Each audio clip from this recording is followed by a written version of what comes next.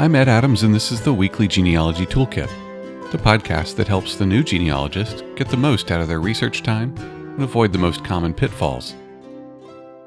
You know, sometimes I wonder if I'm a little addicted to my smartphone. I think if we're being honest with ourselves, probably most of us are. Have you ever left your smartphone at home and accidentally found yourself reaching for it a dozen times throughout the day? Yeah, me too. Aside from having the ability to Google anything at the drop of a hat, I've found that the most valuable feature of my smartphone is the GPS. I think GPS technology has had tremendous change on how humanity goes about their business. Coupled with the ubiquity of smartphones, location technology has really changed the way we live. I remember when I left home for my first job after college. It was all the way across the country. Along with my U-Haul trailer hitched up, I had several road atlases with my route highlighted on it. Trying to drive that small manual shift pickup with a trailer attached cross-country with only road atlases was fun. But fun mostly in the looking back on it sense. I don't really remember it being all that much fun at the time. Now, I hop into my truck, whip out my phone, punch in my destination, and then I just follow the blue line. That blue line is sort of like our research plan in genealogy.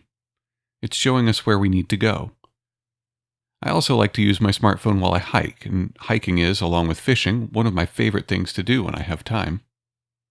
I have a dedicated GPS, and if I'm somewhere totally foreign to me, I'll usually bring it along with me because it's got some features that I really like. But most often when I go out for a hike, I just bring my phone with me. There's some good hiking apps that have downloadable trails, and it's just one less gizmo that I have to charge and bring along. Not long ago, I went hiking on some trails not far from where I live. I was using my smartphone and my Trails app to navigate, when at some point it became evident to me that the trail on my app was not reflective of what I was seeing in the woods. According to my app, I was supposed to be headed north, but I was headed southwest, and there was nothing to the north but dense forest. I opted to keep on the trail and figured that while there's a few trails in this area, they all start or end in one of two places. I knew I'd pop out somewhere that I was familiar with. After a while of several turns and switchbacks, I pulled out my phone and tried to figure out what was up. The nice thing about the Trails app on my phone is not only does it show you the trail map and where you're currently located, but it also shows you a digital breadcrumb of everywhere you've been. I looked at the breadcrumb to see exactly where I'd gotten off course, or rather, where the trail had been modified years ago and was never reflected in the app. There was plenty of daylight though, so I stayed on the trail and did eventually pop out where I expected to, just with another 1.5 miles under my belt than I'd thought. That breadcrumb is what we're going to talk about today. In genealogy, we call it research logging. It sounds really boring, but it's so helpful. It's one of the few things that I never cheat on. I talked a few episodes back about how I don't always use research plans depending on my mood or objective, but I pretty much always log my research. Let's talk about why. So enough with the hiking analogy. If you're like me, you probably don't get to do genealogy research every day. If you do, great, let me know your secret. I really love genealogy, but I just can't fit it into my busy day sometimes. I'm also the kind of person who wakes up every morning almost tabula rasa. I wouldn't be able to function professionally if I didn't take copious notes and make to-do lists in my notebook. Sometimes I'll even email myself at the end of the day so that when I get to work in the morning, I see that email and remember everything that I needed to work on. For me, that's what research logging is mostly about. I don't get to work on my own genealogy nearly as much as I'd like, and at some point I started to find that I was spending what little time I had to work on genealogy either rediscovering things that I'd already found out, or looking at bits of information on my family information sheets and thinking, how did I come to that conclusion? This was because I wasn't keeping a breadcrumb trail of the work that I'd done. I didn't know what ground I'd covered and what was left to be done. Research logging is a way to take those few moments you get from time to time and put them to good use. Now, when I sit down to do a little work on one of my personal projects, I look at my research log for the project, and I can see what I was working on the last time that I tackled the project, and what I'd found, and what it meant for the future, and where I needed to go. Now, before you go and start Googling genealogy research logs to find a template that you can use, I want you to stop. Research logs are one of the many form-over-function traps you can fall into with genealogy. This is something I should probably have talked about a little more explicitly when we were going over research planning, but I don't want you to worry about the format or the template of your research log for now. Focus on the function of the document. Once you get that down, you'll probably find that you can create your own template much faster than you can find one online that you like. When I first started research logging, I used Microsoft OneNote and literally just wrote short summaries of what I'd been searching for and why, and what I found and what the results were. That was really all I needed initially for what I was trying to accomplish. Over time, I've moved to a slightly more structured format using Airtable, but again, the format isn't the point. The world's best template for research logs does you no good if you're not going to use it or if you don't understand what information needs to be put where. So let's talk about the basic information that you're going to be putting in your log, and you decide how you want to record that information.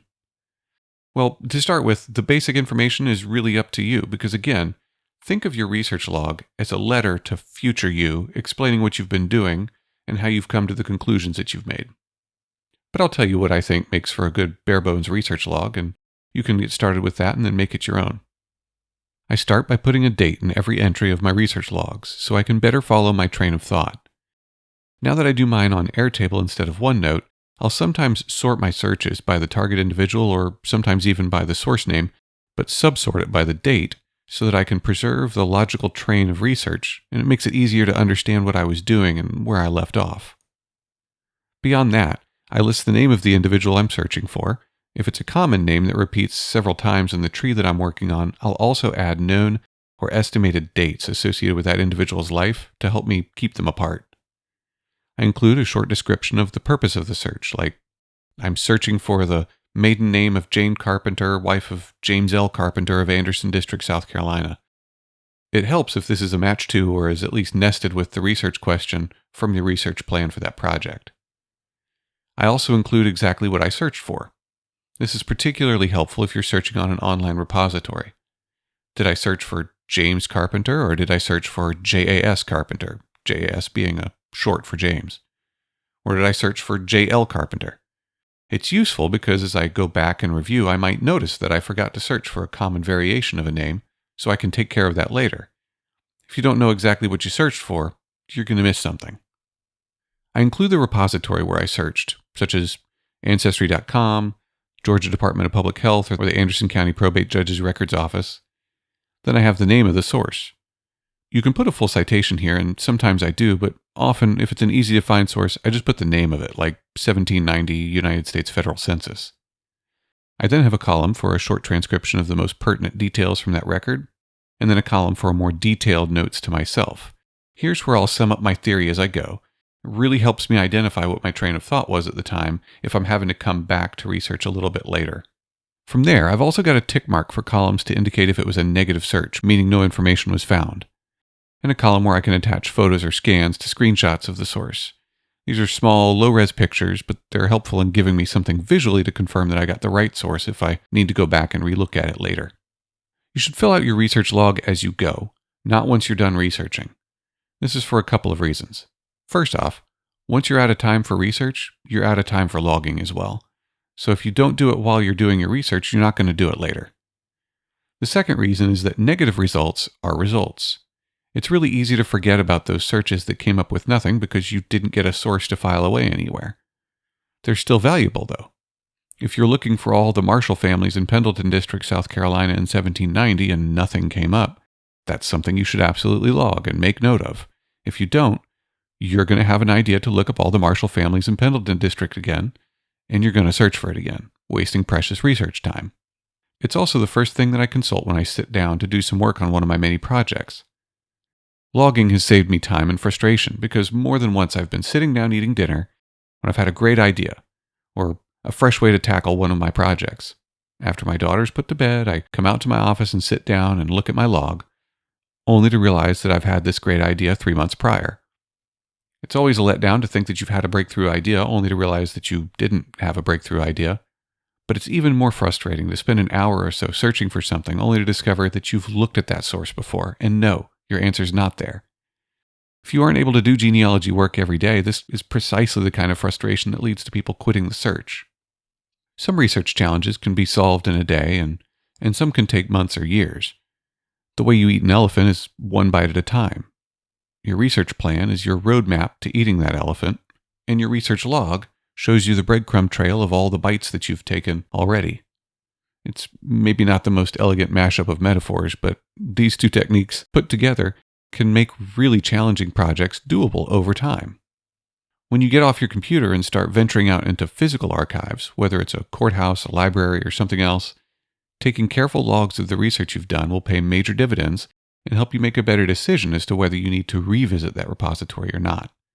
I've driven 4 hours before to get to some physical repositories. If I need to go back there again, I want to know that I need to go back, not wonder if I need to go back. So the next time you get a few minutes to do some genealogy work, give logging a try. No need to be fancy, just write that letter to your future self, leave those breadcrumbs, and future you will thank you. I hope this helps you along your journey of learning more about how you became you.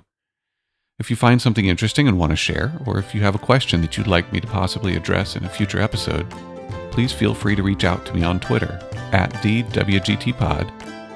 In the meantime, make sure you subscribe or follow, and if you've heard some things that have really helped you, don't be afraid to drop a review. Thanks for listening, and I'll see you next time.